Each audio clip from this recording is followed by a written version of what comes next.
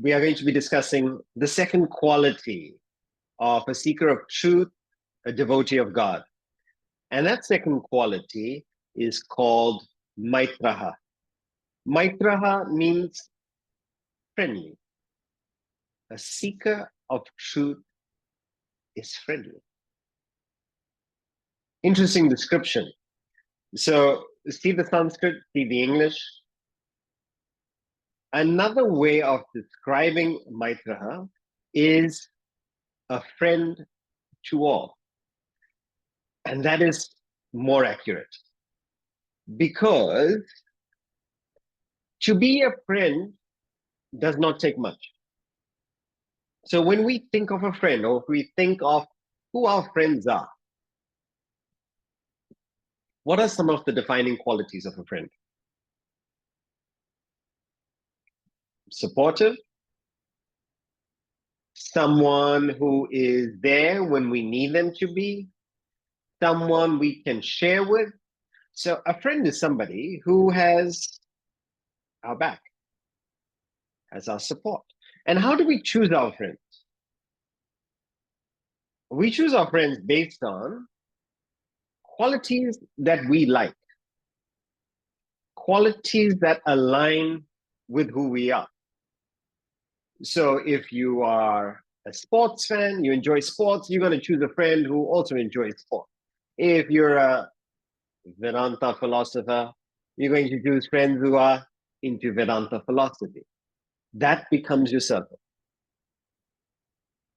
But what about those who do not have the same likes, the same dislikes, the same interests as you? They are not your friends. What about those who do not support you? That's not my friend. And the reason why we say that they're not our friend is because not aligned. This is not the quality of Maitrah. Maitrah is friendly, a friend to all. How is this possible? There is a quote by a Spanish philosopher. His name is Baltasar Gracian. And Baltasar Gracian says, tell me who your friends are, and I'll tell you who you are. Tell me who your friends are, and I will tell you who you are. Because when we choose the people around us, the people that we gravitate to, we choose usually with our mind. We choose with our mind's likes and dislikes, what the mind is fond of, what the mind is affectionate, what is our common interest. So if you can identify somebody's friends, that'll tell you a lot about who that person is, because it's a reflection, it's a mirror to their likes and dislikes. And people who do not have those same likes and dislikes, not friends. What about the seeker of truth? What is special about this person that they are able to be friends with all? Doesn't mean that they do not have likes and dislikes. They have likes and dislikes. But their reason for being a friend or having a friend is different. So when we started the session and we asked who is a friend, we said somebody who gives us support. A seeker of truth is this, is able to give support to one and all. Not just the circle that they have similar likes and interests with, but all. How is it possible? It's possible because of two qualities that the seeker has. The first quality is they are self-sufficient. Means they don't need anything from anyone. They're complete by themselves. When we look at our friendships, our relationships, we gravitate towards people because they satisfy a particular need of ours. So we reach out to a friend because we need somebody to complain to about our spouse or our boss or the way college is going. We need somebody to hear us out, to vent our emotions. Or it could be someone to give us guidance, someone to give us solace, someone to have a meal with, someone to watch a game with, watch a movie with. This person does not have any wants. They tend to the needs of others. And this is the second quality. The second quality of a seeker of God or seeker of truth is that they are unselfish. So they are looking to serve. They are looking to serve, looking to contribute, looking to help those around them. So when you have no wants, you're self-sufficient. You're not looking for anything from others, and yet you are interacting in the world. So you are not a social recluse. You're not hiding away from the world. You're very much interacting with the world. But the reason for the interaction is different. Whereas most people interact, A meets B, person A goes to person B and thinks, how much can I extract from you? How can I enjoy you? How can I learn from you? And it could be positive, it could be negative, but it's more about my benefit, what I need, how much I can take. Here, this person is meeting another person, and instead of seeking a friend, he is giving friendship.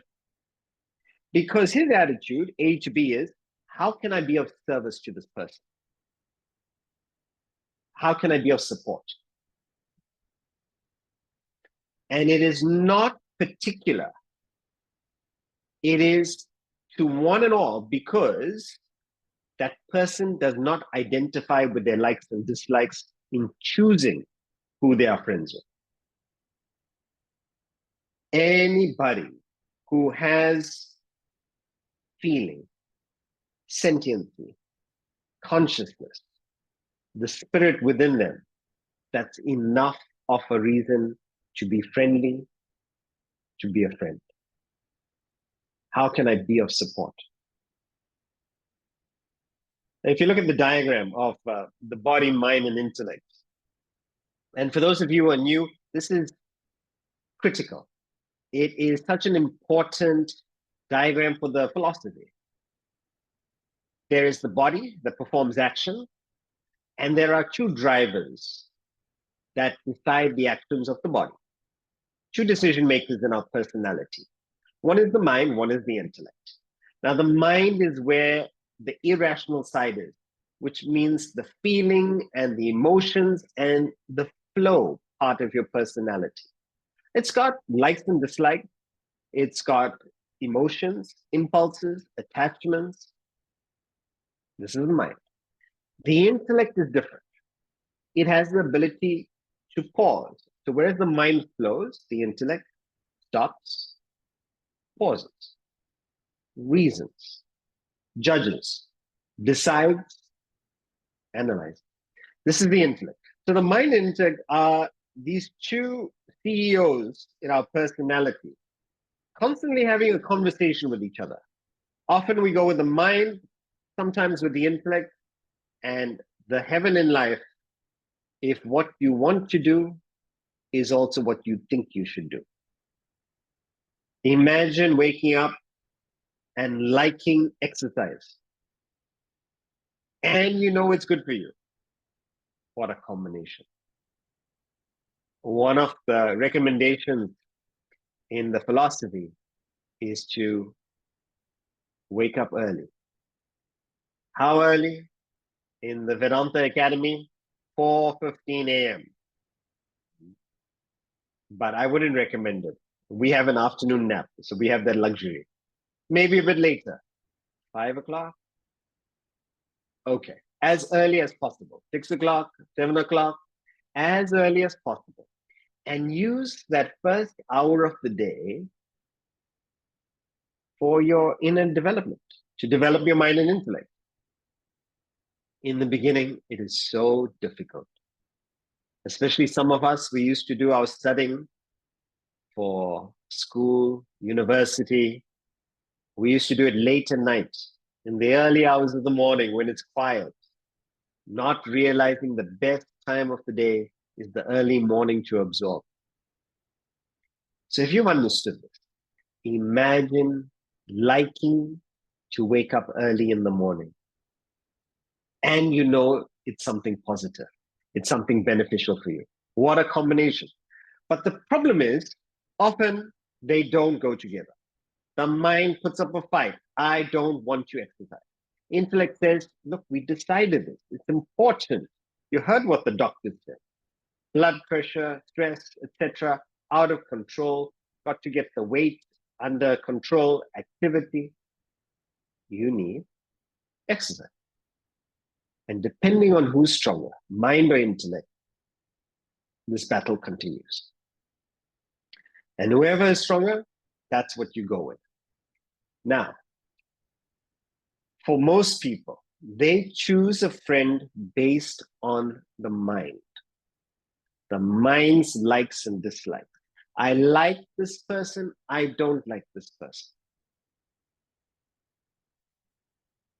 Whoever they dislike, not friends, like friends. Now, here's the thing. The intellect has the ability to manage the mind. The mind belongs to you. It is not you. You can take a moment to understand the depth of that statement. What it means is your emotions are not you. You may feel them, you may have them, they do not define you. You can experience sadness and not be overwhelmed, not be paralyzed by the sadness, by the grief. You can be absolutely joyous and still be able to concentrate on the task at hand before you.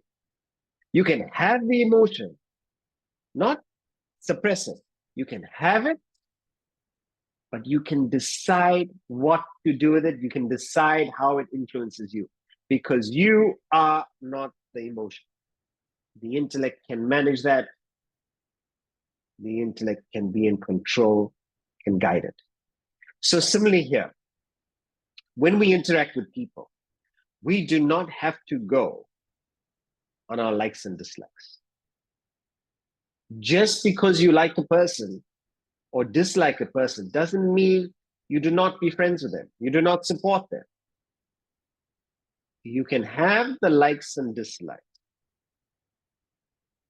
You may not like their qualities, yet you're able to support because you're able to see something bigger, something deeper. You may not like a person's mannerisms, but you understand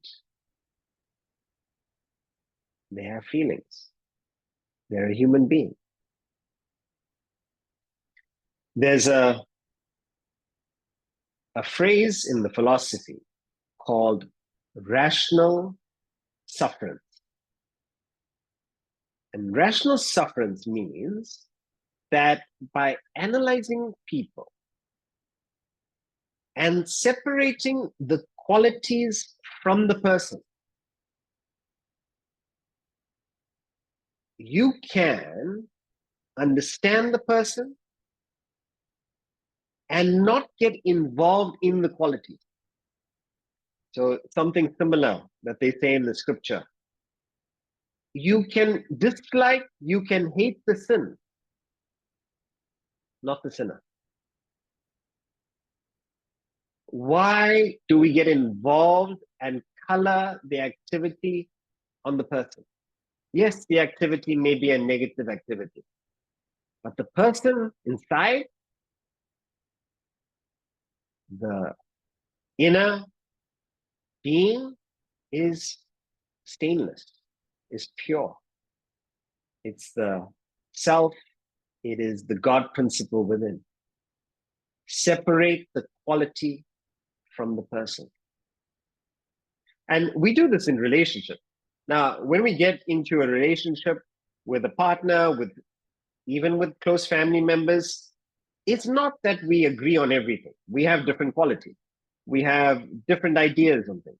But we're able to separate the quality, the opinion from the person and still love them.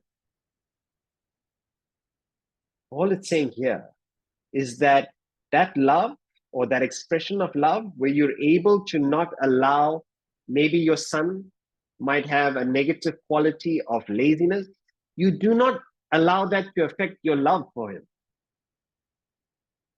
All it's saying is extend that to all beings.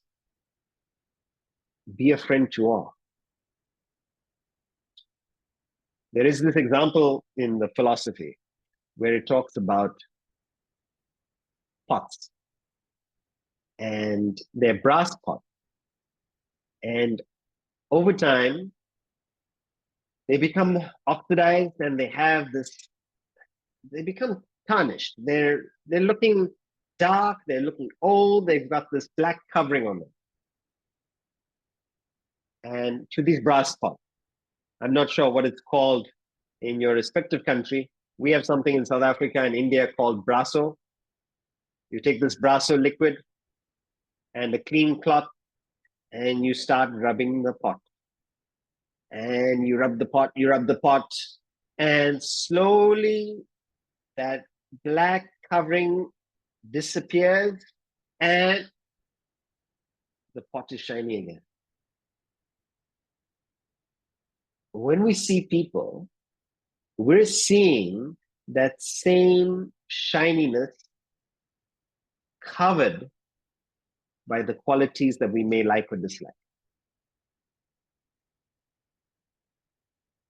The internal is perfect, shiny. Each person puts in a little bit of work, it becomes obvious, but it's there. Stainless, pure. You can not like the aggression, the ferocity of a tiger, but you can appreciate it because you can separate the qualities from the being. This is one of the aspects that define a devotee of God. Does not get influenced by the coverings, by the mask, by the clothes, by the outer appearances, by the qualities. It is able to x-ray through and see deeper. Do not allow the sin to stop you from loving the sinner. All expressions of the consciousness, all expressions of the divine, all expressions of the spirit. So this is the second quality, Maitrah. So as mentioned in the previous session, we're looking at 3 parts to every Sunday wisdom session. So the first part is we take up one quality, and at the moment we are studying chapter 12 of the Bhagavad Gita. It's 35 qualities of a bhakta, 35 qualities of a devotee of God, a seeker of truth. Now the next portion, we will take up a question for the week. And the last portion, so please make a note and submit your questions that you have had during the week, things you've thought about, Yanek, anything on your mind, you can put it in the chat and we'll take up those questions in the last portion. Okay? You good? All right. Then now we move on to the question for the week. The question for the week is, please define selfishness, unselfishness, and selflessness with examples. Okay.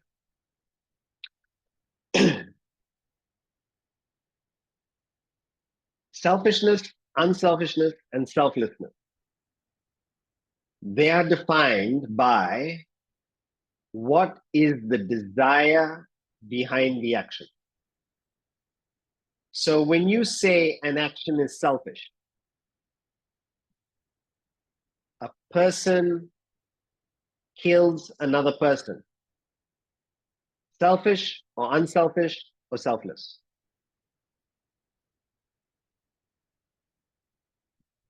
It depends. It could be killing another person to save a group of people. We see this, and it's unfortunate that it is becoming more frequent. A person becomes violent towards a large number of innocent people and starts hurting them, either with some instrument. There was a case where a person went into a restaurant and was firing at people, random. And another person who had a revolver on them shot the same person. So is that action selfish or unselfish? So the one person killing the others, they have not done anything wrong to him, they were not threatening him. Selfish. Another person kills a person, but to save others. Unselfish. So it's not the action, and this is important. It's not the action that makes you selfish or unselfish or selfless. It is the intention, it is the desire behind it. You might be a great giver. You are supporting a village. You are supporting feeding schemes. Selfish or unselfish? Depends. Why are you doing it? You might be doing it for a tax break. Reduce your taxes. You might be doing it for publicity, PR stunt. You want people to think of you as a giver. Or you might be doing it genuinely. You see people in your area battling. You have some funds that you could make their suffering a little less. Depends on the intention. Now, with selfishness, selfishness is when you focus on your body, mind, intellect. So if you have a look at the diagram, your self, and we use, this is a distinction here, we use self, small letter s, to refer to the body, the mind, and the intellect. So if you see on the diagram, body, mind, intellect refers to your ego. That is the small self. And when you focus on your ego, when you focus on your body, mind, intellect, only your body, your mind, your intellect, that becomes selfishness, small s. You're focusing on that. And to the extent you think of others' bodies, minds, intellect, you entertain a larger circle. Beyond your body, mind, intellect, you become unselfish. And if you do not think about your body, mind, intellect at all, that is called selfless. There is no ego in it. There is no selfishness in it. It is selfless. What does it mean? No thought, no desire, no intention that has anything to do with you. So, selfishness, high concentration on your body, mind, intellect. Unselfishness, less concentration on your body, mind, intellect. And selflessness, zero thinking about your body, mind, intellect. So let's go one by one. The first, selfishness. selfishness can be very gross, where you think about your needs over others. But because it is so exaggerated, it is so highlighted, we do it to the point that we harm others. We would walk over them, we would inflict pain, we would cheat, take advantage, exploit another person for gain, because the selfishness is so prominent. I don't think anyone in this classroom is in this category. We wouldn't inflict pain deliberately on another person, but we may be guilty of being indifferent. We don't think of the other person. We don't mean to do them harm, but we just don't think about them. And it's not because we're terrible people. Sometimes we just get self-absorbed. We get caught up in what we're going through. And because we're so caught up in our day-to-day activities, in the stresses of the workplace, family life, taking care of our medical responsibilities, that there is no bandwidth to think about another person. So this is being indifferent. And the other part of it is where we're selfish, but it is selfishness out of negligence. Similar. So we have the ability to think, but we don't consider. Actually, I would put the first one is where you're inflicting harm. So it's my gain at your pain. That's the first highest level of selfishness. And as the selfishness comes down, you don't mean to, you are just negligent. If you thought about it, you would realize that you are being selfish. It's like coming into a room and you're feeling cold and you switch the air conditioner off. But there are 10 other people in the room who are warm and would not like the air conditioner switched off. And you just come in and so blatant disregard for others. If we thought about it, oh my goodness, you are feeling hot? I didn't think you were feeling hot. I'm so sorry. I didn't realize. I thought everybody might be cold. Actually, you didn't think. And the other part is where you don't care. Indifferent. You don't mean them harm, but you don't care. Like, tough. Sorry. So, when we behave with focus on ourselves, it is being selfish. If you see these circle diagrams, it talks about the level of identification. So if the identification is concentrated on yourself, just yourself, your body, mind, intellect, you are the smallest circle. Can you see it? Yeah. So that smallest circle is just you. But if you are able to stretch your circle, and instead of identifying with just your body, mind, intellect, you're able to identify with others. Why? Why do you identify with your family members? My family. So that my is still there. All you've done is you've stretched your ego. When I say stretch, you've actually diluted your ego, your selfishness, to include a larger circle, but it's still my family.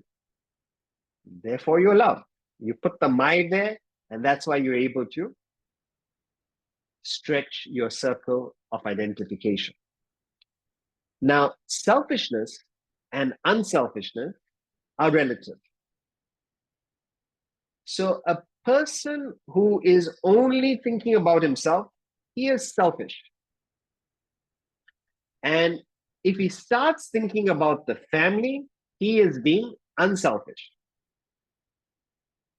But the person who is at the family level, so his circle or her circle is just about catering to my family, my children, my husband, my wife. They are selfish because they only think about their family. That is their circle. It's a rigid boundary, wall. Beyond that circle, they don't care about other families. But they are unselfish with respect to, they don't think about themselves. They genuinely look after the interests of their children. They sacrifice for their children. They are able to do so much for the members of the family. So with respect to a person who thinks about oneself, they are unselfish. But with respect to a person who thinks about the community beyond the family, they are selfish. So selfish and unselfish depends on where you are. The circle that you're in, that is the extent of your selfishness. Beyond that is unselfishness. So we've got to use our intellect to keep stretching the circle. The mind goes with what it knows. So it creates that boundary. It creates that comfort. And it closes the love in. The intellect has got to take that love, that affection, and keep stretching it. So unselfishness is relative. It is thinking less about your body, mind, intellect, and you do this by thinking about others' body, mind, intellect. When we start, we think about the person closest to us, my family. Can you think further away from yourself? My community, my country. You keep pushing the circle. You get to all human beings. And then, what a high state that is. You're able to treat all humans well. Why? Because it is my species. But other species, violent crimes, no love. 100 billion animals killed every year to satisfy 2 inches of the palate. There is no taste before the tongue, no taste after the tongue. One species, 8 billion or so people, kills 100 billion animals a year. That's not including fish. If it's fish, then it goes another 100 billion, just on fish. 5 million fish a minute. Or how heedless are we about the environment? So you see the grades. Now, I'm not saying you must start thinking about all beings, trees, plants. If you can, why not? But if you are only thinking about yourself now, if you are in the smallest circle, start with thinking about the family. If you're at the family level, think about the community. Now, is it possible to have no my in it? Is it possible to be selfless? What do you think?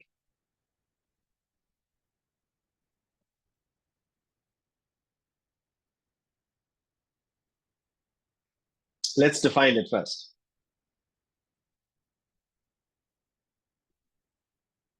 If we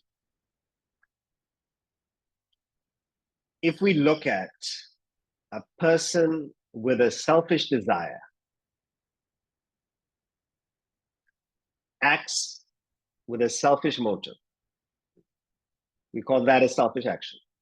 So we look at benefiting ourselves. A meets B, looks to extract from B. Unselfish person, how can I benefit B? How can I help this person? Selfless person, what is their intention? The intention is not to serve. What is the selflessness in it?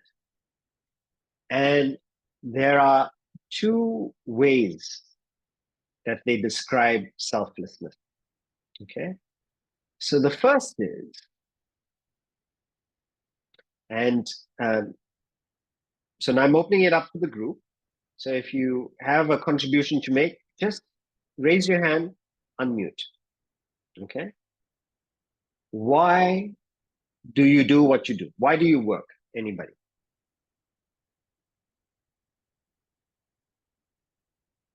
Why do you go to work?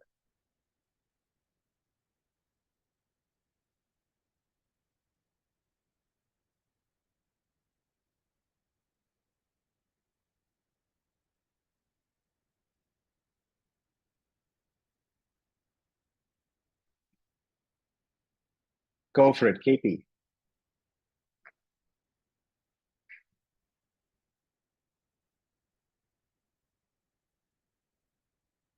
Smita says she enjoys the work.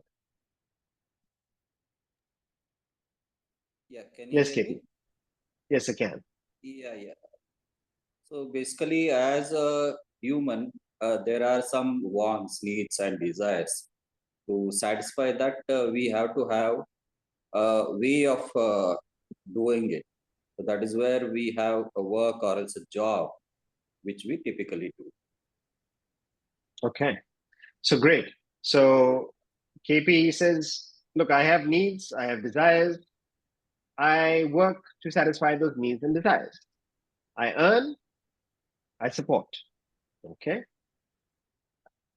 Rivani says to earn a living, to be in a position to help others. Okay. So this is unselfishness. So one is our particular demands we want met. I want a nice home. I want a nice car. I work for that. Rivani says she earns to help others. So that is unselfishness. Now, what is selflessness? Selflessness means you earn, you work, full stop. You're not doing it for a motive. It has no motive. It is what you're designed to do. See, when the nightingale sings, does it have a motive that it should please people nearby, that other birds, that others will appreciate it? It sings whether there's an audience or not. A rose gives fragrance, doesn't matter who's coming. It could be the gardener, it could be the owner of the house, it could be a celebrity. The rose gives fragrance because that is its nature. Now, how can we practice being selfless? Very difficult. Let's start with unselfishness. But if you want to practice selflessness, it means when you go to work, just do what you ought to do, just do what you are designed to do. Each of us has some nature. It could be to teach, to speak. It could be to paint. It could be to dance. It could be to do business. Just do it without motive. No doubt, earning is there, but just do it to the best of your ability. What comes, comes. But we have to pollute it. I must win. Why can't you play sport just because that's your nature? Just do it. The whole of nature is doing this. They don't complicate it with motive. And all of nature, peaceful.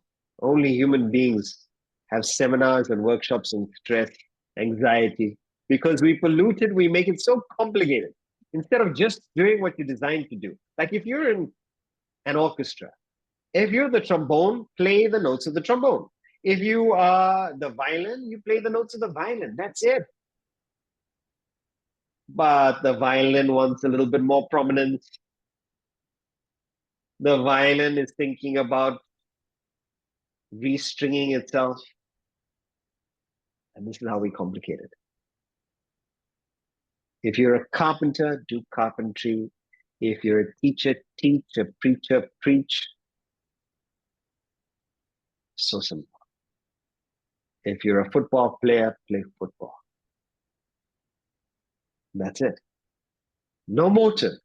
Whatever comes from it, great. No motive. It seems so easy, so difficult to do.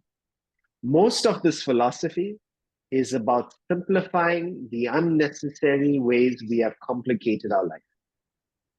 Just decluttering, taking care of, taking or removing things that we don't need in our life, including wrong thoughts, preconceived notions, misguided ideas.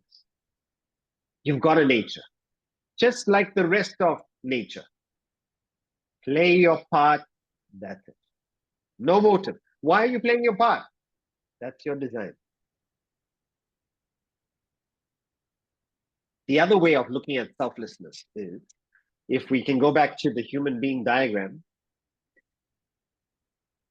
all our actions is we are trying to cater to our body, mind, intellect. Okay, so even coming to this class, a lot of the group is coming to this class to improve their intellect. That still is, if you see on the side there, that still has to deal with yourself. So any desire that is connected to your body, to your mind, to your intellect, has some bit of selfishness or unselfishness in it. But a desire that has to do with your spirit, with your big self, capital S, the one on the right-hand side, that, because it is different and has nothing to do with your body, mind, intellect, that is considered selfless. So any desire not to do with the body, mind, intellect, to do with the spirit, is also considered selfless. These are the two contexts for it. That is our question for the week. We now take up open questions. So any question that you have, you can either type it out. If we have questions that have been submitted, or you can raise your hand and ask.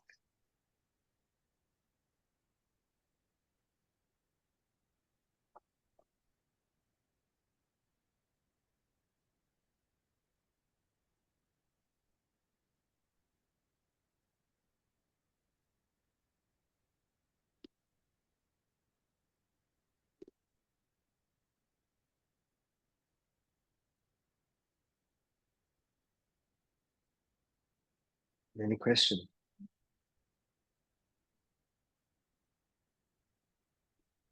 I can take it positively. There are no questions because everything was explained so clearly. Or I can take it negatively. Nothing was understood. It all went overhead. Therefore, no question. Okay. Question from Rivani. When emotions become overwhelming, what tools do you use to help strengthen your spirit? Okay. So Rivani, we go to the body, mind, intellect diagram. Now, the body, mind, intellect diagram, the emotions come from the mind. That's the left-hand side. The part that controls the body, mind, intellect, okay, is the part that controls the mind is the intellect. And the intellect can manage the mind's emotions. If the intellect is weak, the mind just takes over. You have no chance when that tsunami of emotion is there. It could be something as trivial. It seems trivial, but the emotion is so strong. Someone criticizes you, a person close to you, and that sets the emotion off. And that emotion becomes so paralyzing, so overwhelming, that we're not able to stop it. and it keeps swirling, generating momentum. Now, what can we do? If our intellect is aware, switched on, strong enough, the best thing to do is, as soon as that emotion starts, the intellect stops it there. This is a negative emotion. This is a negative thought. Let's catch it right here. If you allow that emotion to generate momentum, it becomes more difficult for your intellect because our intellect may not be so strong. It's like dropping a rubber ball down a staircase. You drop it on the first step, it bounces, and you can still catch it. And if you let it bounce and go down further, it goes from the first step to the third step. So if you're athletic, you can still catch it. You catch it on the third step. But if you allow it to bounce again and let it go, it goes to the seventh step. And from the seventh step to the 12th step, 15th step, no chance. So the same thing here. As soon as you catch that emotion starting to spiral, as soon as you've identified it as negative, intellect must redirect it. Redirect it, displace it, maybe with an activity that you like to do. Distract it, go to gym, get an activity, do something higher, something that soothes you. Stop the emotion from generating momentum. And one practical way of doing this is leave the environment that is adding fuel to that flame of emotion.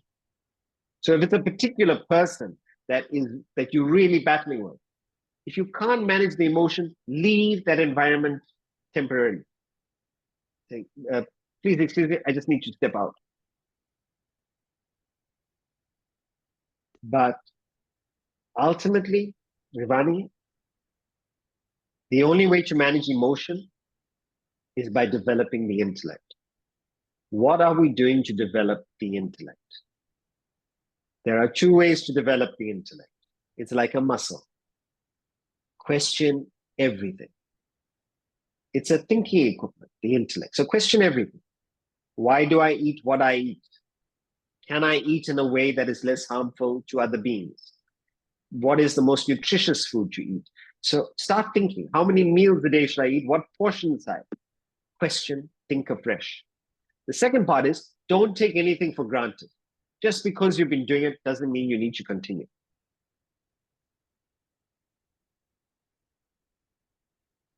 So develop the intellect. With the intellect that you have, try and catch that emotion early so it doesn't keep spiraling as early as possible. And last thing is, every emotion comes from desire. You just heard that Brazil won the Polo World Cup in wherever it is. And what is your reaction? No reaction, no emotion, because you don't even know what polo is. You've got no desire for polo. You don't care. We had an American who came to the academy for this retreat, and I was talking about how India won the T20 Cricket World Cup. I said, so what? What is T20? What is cricket? No desire, no reaction, no emotion. If you've got too strong an emotion, it means you've got a very strong desire without the management of intellect. What do we need to do?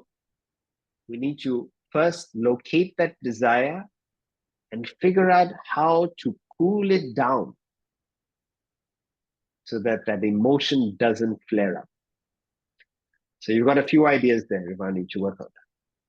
Hope that helps. Yes, thank you so much. I also think like emotions give you a good idea into your own self-awareness, like why you're feeling the way you do, etc.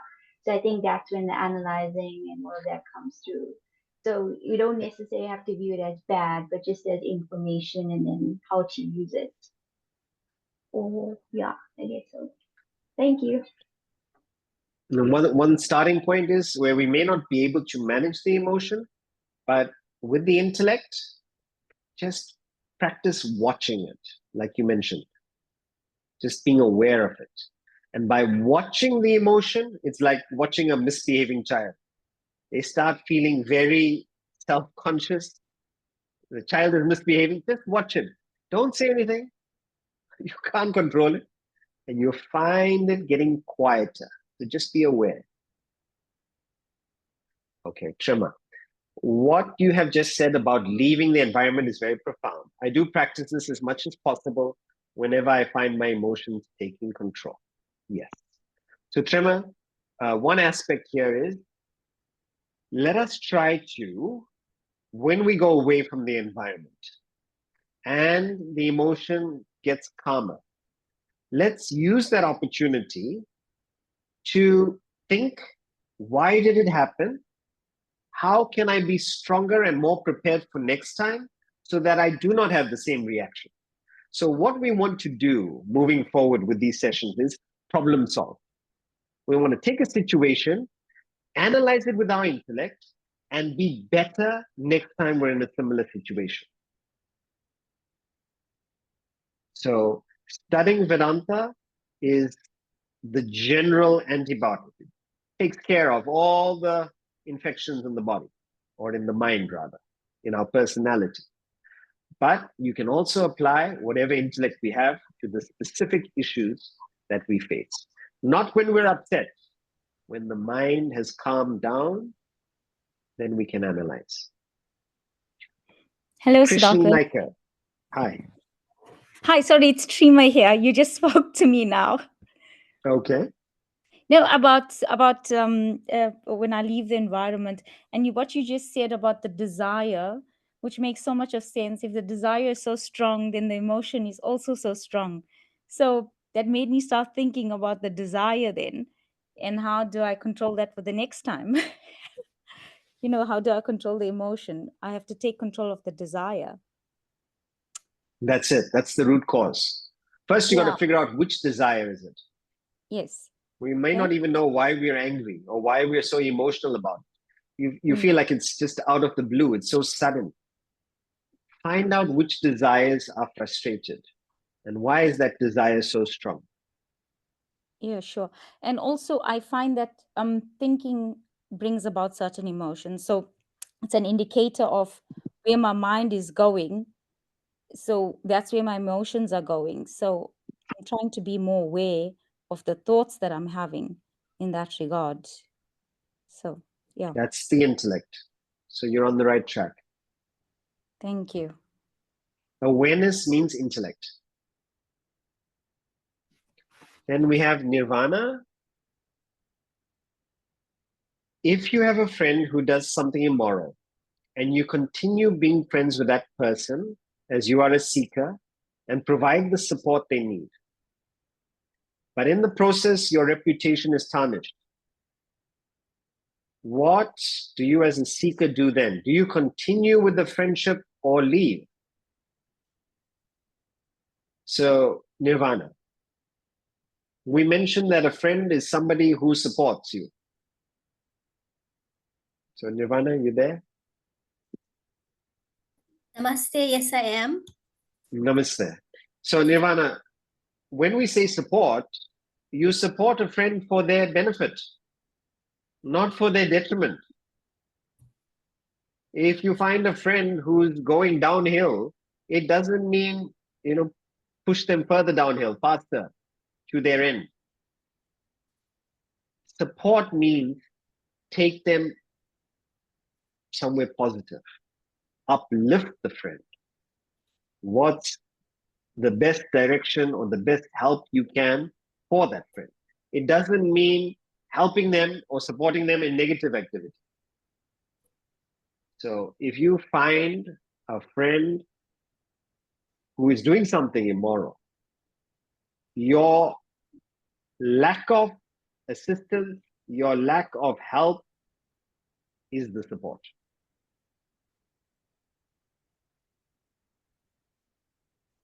And if they are open, explaining to them the situation and the repercussions, consequences, risk involved. So do you continue with the friendship or leave? It depends what you want, Nirvana. So if a person is doing something negative, hurting others, and that does not align with your conscience or the person you want to be, do not entertain the relationship. It doesn't mean that you hate. You wish the person well, but you cannot support such behavior. That's exactly what I did. I moved away because it was affecting me spiritually and I didn't like it. So yeah, that's exactly what I did. Okay. Thank you. Pleasure. Krishni Naika, how would you know that you are being unselfish versus catering to your ego and think you are serving other people by giving or supporting them? Yes, good question. So when you're doing an unselfish activity, when you're serving others, how do you know it's truly unselfish, or how do you know it's just for your ego? So there's nothing wrong if you help another person and you get a satisfaction from helping that person. You feel good. Giving is one of the most satisfying. It is the secret to happiness. But in order to experience that happiness,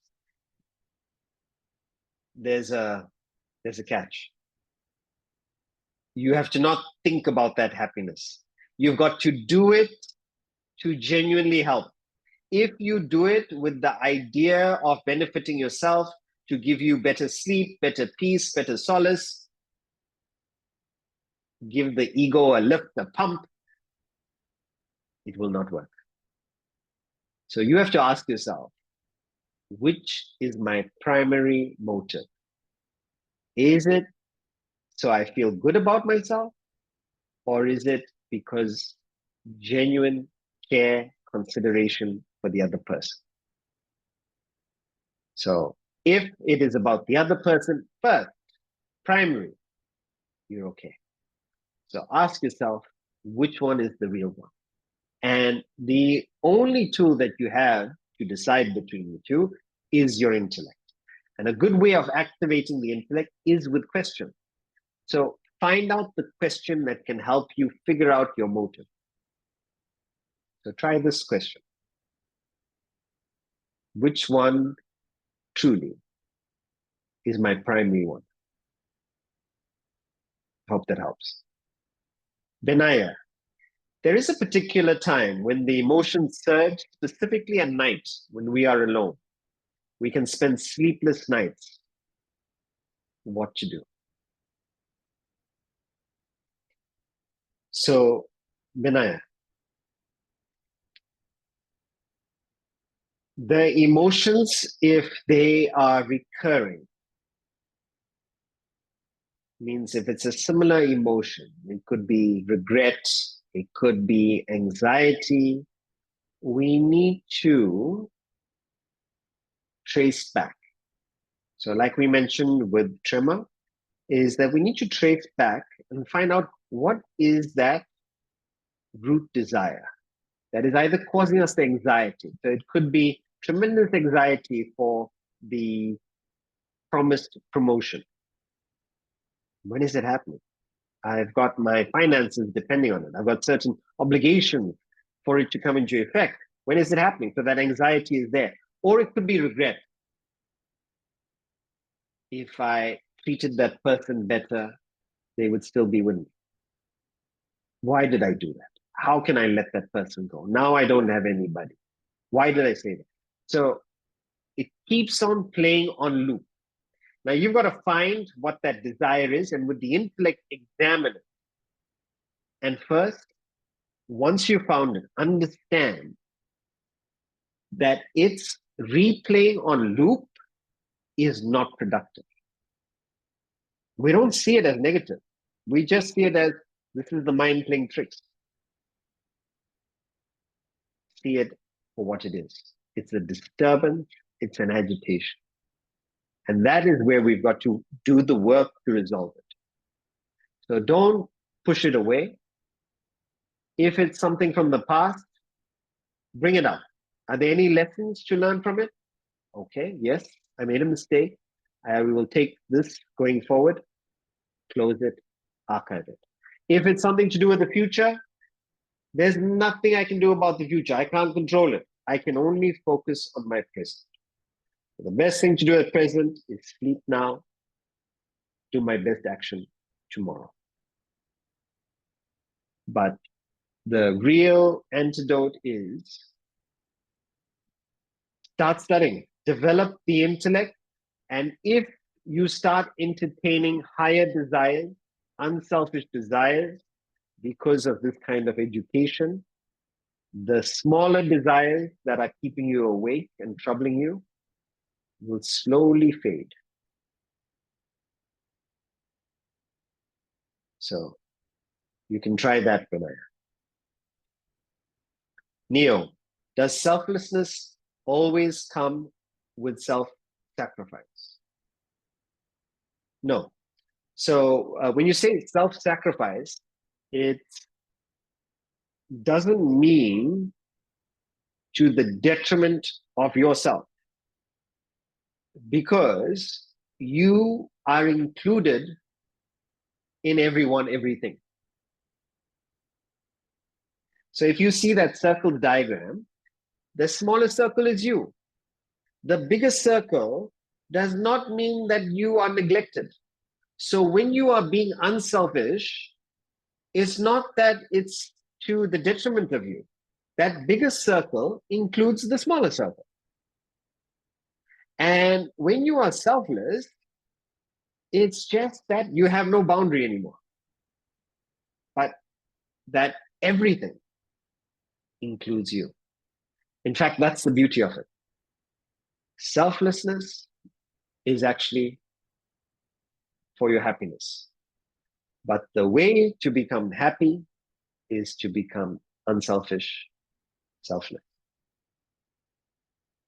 So it looks like you're being selfish by approaching the subject with unselfishness, selflessness, by learning the subject, but the path to it, the path to get to that happiness for yourself is by becoming unselfish, selfless.